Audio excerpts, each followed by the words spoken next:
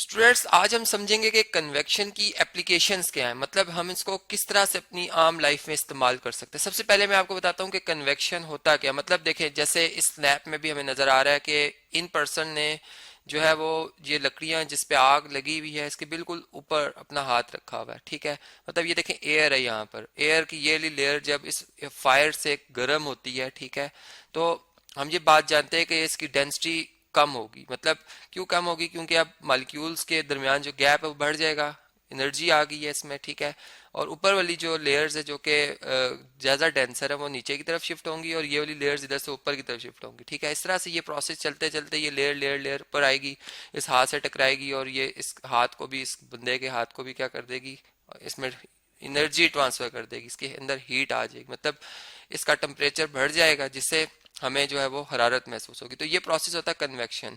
जबकि रेडिएशन और जो कंडक्शन, आप देख सकते हैं इन दोनों में जो फर्क है, जो कि हमने से पिछले लेक्चर में थॉरली आपको बताया हुआ है। अब देखें, कन्वेक्शन हमें समझ आया कि कन्वेक्शन क्या होता है। अब हम इसकी एप्लीकेशन के ऊपर बात करते हैं। मतलब देखें, मैं सबसे पहले आपको कन्वेक्शन करंट की बात करता हूँ कि ये करंट, जैसे मैंने एयर के हवाले से बात की कि एयर में ये करंट किस तरह से था जी, क्योंकि एयर की ये वाली लेयर मतलब लेस डेंसर हुई, ठीक है, ऊपर वाली लेयर ज्यादा डेंसर, तो ये नीचे की तरफ आएगी, ये इसको रिप्लेस करेगी और ये ऊपर आ जाएगी। मतलब इस तरह से एक डायरेक्शन चलते हुए ऊपर ऊपर ऊपर ऊपर ये लेयर्स चलती हैं। ठीक है, अब वाटर में हमने इसको अगर देखना हो फिजिकली कि यार किस तरह की ये करंट की क्या डायरेक्शन है, किस तरह से हो सकती है, ठीक है, तो हम एक बहुत सिंपल सा एक्सपेरिमेंट करते हैं। मतलब इसके लिए आप एक ट्रांसपेरेंट गिलास ले लें, ठीक है, इस पे पानी डाल दें इस तरह से, ठीक है, और इसमें आप ऐसा करें कि ये आपने वाटर इसमें फिल किया, आप इसकी बॉटम पे जो है वो, मतलब ये जो नील होता है, या आप ऐसा करें इंक रख दें। ठीक है, आप क्या करें, यहाँ पर इंक ले लें थोड़ी सी और इसको यहाँ पर रख दें और यहाँ से अब इसको फायर से बॉयल करें, वाटर को हीट अप करें। ठीक है, यहाँ से हीट प्रोवाइड करें इसे। अब क्या होगा कि ये हीट जैसे जैसे मिलती जाएगी तो सबसे जो नीचे वाली लेयर है वाटर की, ये सबसे पहले इसकी डेंसिटी कम होगी, मतलब इसमें मॉलिक्यूल्स के दरमियान जो गैप है वो ज्यादा होता जाएगा। ठीक है, तो अब ऊपर वाली लेयर नीचे आएगी वाटर की और नीचे वाली ऊपर, मतलब जो हॉट वाटर है वो ऊपर की तरफ मूव होना शुरू हो जाएगा और जो कोल्ड वाटर है वो नीचे की तरफ मूव होना। और इंक, हमें बकायदा इंक मॉलिक्यूल में चूंकि साथ मिक्स हुई होगी तो एक नजर आएगी, एक इस साइकिल नजर आएगा। मतलब ये जो साइकिल है इसको हम कहते हैं कन्वेक्शन करंट है ये। ठीक है, इसकी डायरेक्शन है जो कि हमेशा इस तरीके से फ्लो में रहती है। ठीक है, अब हमें जब ये करंट की डायरेक्शन पता चली तो इसी को हम अगर अब अप्लाई करते हुए जो है वो एक गीजर डिजाइन कर लें या रेफ्रिजरेटर डिजाइन कर लें, ठीक है, जो कि हमारा इसी बेस के ऊपर, कन्वेक्शन करंट की बेस के ऊपर वर्क कर रहा होता है जी। ठीक है, इसको मैं थोड़ा सा स्क्रीन को यहाँ से रेस करता हूँ। मैंने बल्कि यहाँ पर रेफ्रिजरेटर और जो क्या कहते हैं इसे फिर गीजर है, इसकी पिक्चर स्नैप ली भी आप देख सकते हैं यहाँ से। ठीक है, आप देखें जो रेफ्रिजरेटर होते हैं हमारे, या हमारे फ्रिज जो होते हैं, इनमें जो ऊपर वाला पार्ट होता है ये रेफ्रिजरेटर होता है। मतलब इसमें हम क्या करते हैं, इसका टेम्परेचर बहुत लो करते हैं यहाँ से। ठीक है, अब जब ये लो टेम्परेचर होता है, मतलब यहाँ पर जो एयर है वो उसकी डेंसिटी ज्यादा है और नीचे वाला पोर्शन जो इसकी डेंसिटी कम होती है एयर की। ठीक है, मतलब यहाँ से जो हम कह सकते हैं कि ठंडी हवा, मतलब ये जो हवा है, ठीक है, जिसका प्रेशर कम है, ये कोल्ड एयर इसकी तरफ मूव करेगी, मतलब ये इसको रिप्लेस करेगी। कन्वेक्शन प्रोसेस हो रहा है, जैसे मैं बात कर रहा था कि गर्म हवा हमेशा ऊपर जाती है और ठंडी हवा नीचे आती है, इसी तरह ये हवा इसमें इस तरह से फ्लो करेगी और इसमें हम जो फ्रूट रख देते हैं, ठीक है, उन सारे फ्रूट से होती भी जाएगी जिससे वो उनको ताज़ा भी रखेगी। मतलब ये एक प्रोसेस जो है इस तरीके से चलता रहता है जिसमें हमारे जो रेफ्रिजरेटर्स हैं,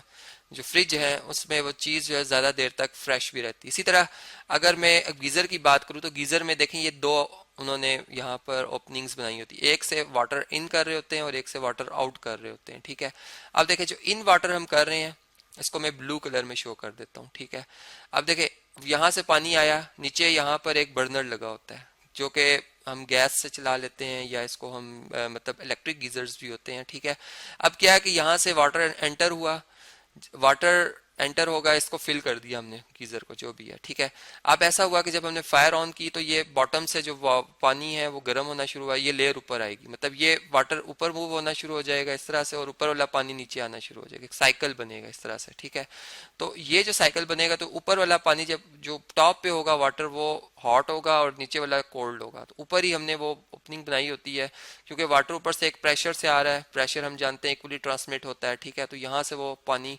हम अपने फिर घरों में जो हमारे नलके वगैरह हैं, ठीक है, वो हम वहाँ तक हमारे टैब में वो आ जाता है गर्म पानी। और फिर इसी तरह एक ठंडी लाइन भी होती है पानी की, उन दोनों को हम मिक्सचर से मिक्स करके, यानी जो हमारा रिक्वायर एक टेम्परेचर वाला पानी होता है वो हम हासिल कर लेते हैं। अब ये बात जब हमें समझ में आई तो कन्वेक्शन का प्रोसेस हमारे नेचर में भी हो रहा होता है। मतलब अगर मैं चले आपको एक ऐसी बात बताता हूँ कि अगर आप किसी सी, मतलब एक कराची के एरिया में आ जाएं, ठीक है, ये हमारे पास सी है, ठीक है, और यहाँ पर जो है साहिल है, ठीक है जी, या लैंड एरिया है, इसको मैं लैंड एरिया कह देता हूँ, ये क्या जी, लैंड है।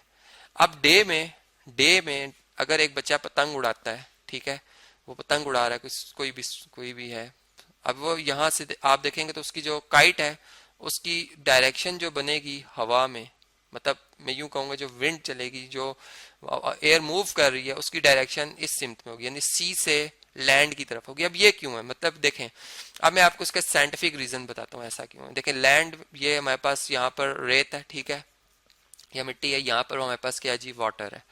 अब ऐसा हुआ कि जब सूरज की रोशनी इक्वली सब पर पड़ रही है, ठीक है, तो जो हमारे पास सैंड होती है उसमें ज्यादा ये सलाहियत होती है, वो ज्यादा जल्दी गर्म हो जाती है और ज्यादा जल्दी ठंडी हो जाती है, ठीक है।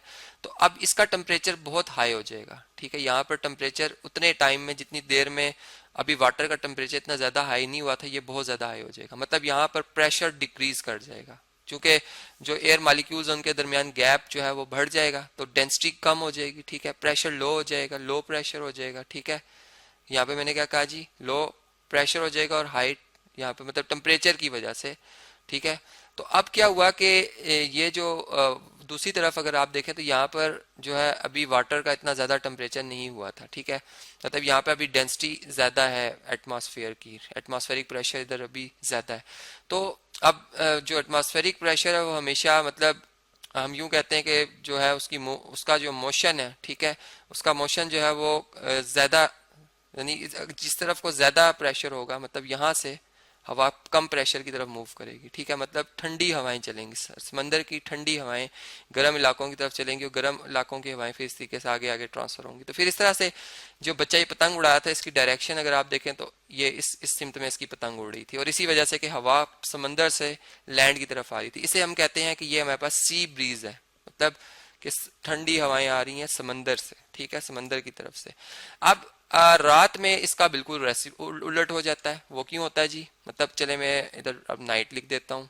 नाइट में ऐसा होता है कि पूरे दिन के बाद जब सूरज ढल जाता है तो जो लैंड होती है उसमें ये सलाहियत, जैसे मैंने अभी आपको बताया, कुछ जल्द गर्म जल्द ठंडी हो जाने वाली सलाहियत है, ये इसका टेम्परेचर लो हो जाता है, ठीक है, लो टेम्परेचर, ठीक है जी। जबकि पानी देर में जो है वो ठंडा होता है, ठीक है, इसका टेम्परेचर अभी हाई ही है। तो यहाँ पर अब हाई टेम्परेचर हो चुका हुआ है, तो उसके यानी कंपैरेटिवली उससे हाई टेम्परेचर है, ठीक है, इसकी शॉर्ट फॉर्म लिखी मैंने टेम्परेचर।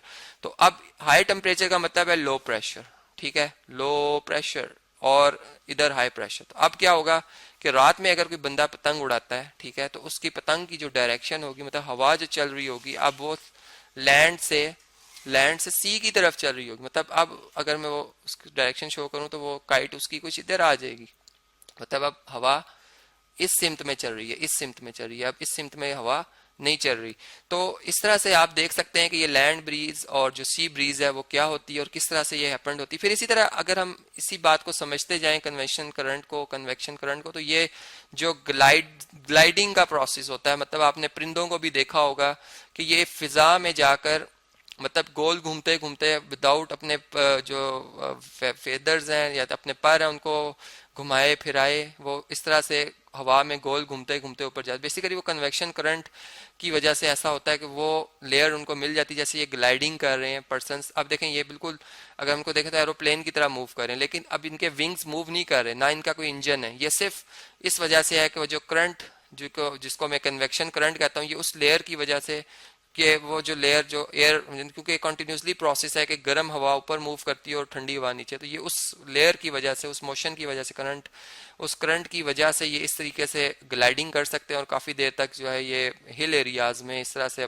गोल गोल घूमते हुए जो है वो इस कुदरती जो हम कह सकते हैं मनाजिर उनका लुत्फ उठा सकते हैं।